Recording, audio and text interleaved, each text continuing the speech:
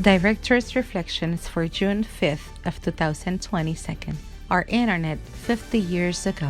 The old generation journalists, now generously called traditional, had our internet 50 years ago, but more incipient than today's. They were the teletype and the radio photo, the most relevant technologies used by the media to receive news and photos from a distance with a relative short time difference between the moment of the event and its dissemination, but not as instantaneous as that allowed by the internet. To the impulses of the telephone lines and radio waves, these devices received the text that from another machine overseas were written on 5-hole punch tapes, or in the case of the radio photo, the seismograph type traces that reproduce a photograph. We had them at Listín Diario since the reappearance of the newspaper back in 1963, and together with the offset call printing system, they constitute the most modern technological tripod of that time.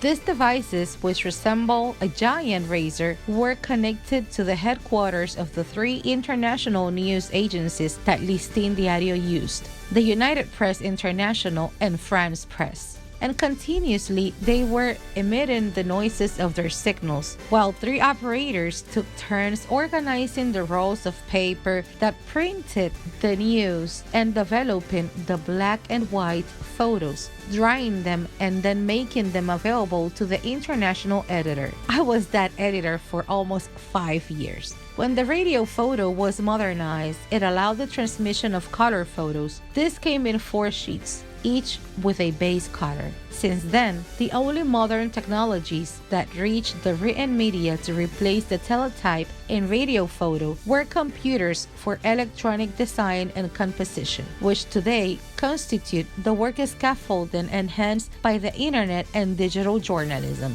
which allowed the economy of time that we did not have 50 years ago. It is now that we use them that I am most convinced that editing a newspaper in the 20th century was an awesome feat. For Listín Diario, voiceover and translations by Indira Rodriguez.